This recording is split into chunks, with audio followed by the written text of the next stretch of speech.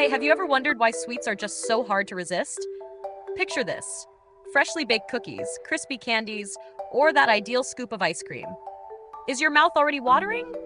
What's really happening in our brains that makes sugar so tempting? Today, we're going to explore how sugar affects your brain and why it can feel almost addictive. Let's dive in.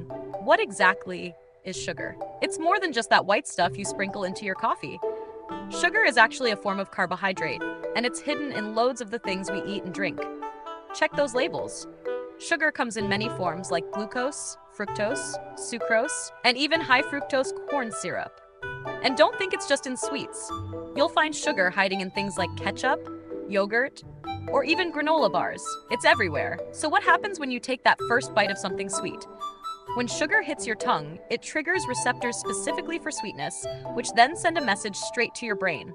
That message reaches the cerebral cortex, which helps process all kinds of tastes: salty, bitter, umami, and of course, sweet. But here's where it gets really interesting. Your brain's reward system kicks into gear. This system is like a little network in your brain that says, "Oh, that was good. Should we do it again?" And guess what? This system isn't just for food. It's also activated by things like social interaction, certain behaviors, and even substances like drugs. Here's the catch.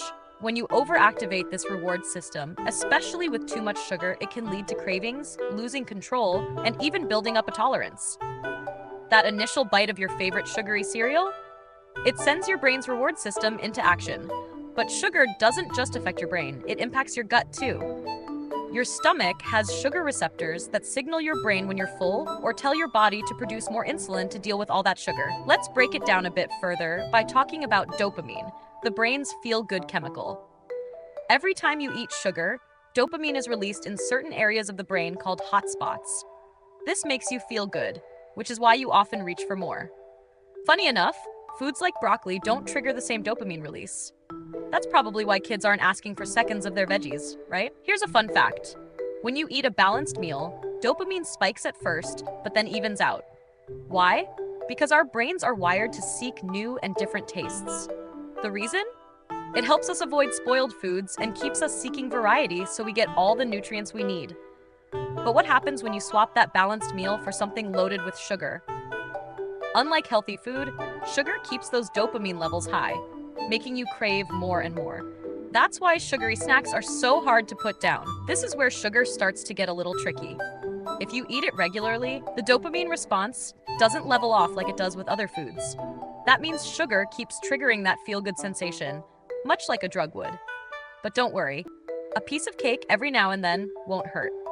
It's all about balance and moderation. So next time you reach for something sweet, just remember how sugar is working in your brain. It's not just about satisfying your taste buds, it's also about how it makes you feel. But as long as you're enjoying it in moderation, you're totally fine. Thanks so much for tuning in. If you enjoyed this video, don't forget to hit the like button and subscribe for more tips on how what we eat affects our body and mind. And tell me in the comments below, what's your go-to sweet treat and how do you keep it in check in your diet? Until next time, stay curious and take care.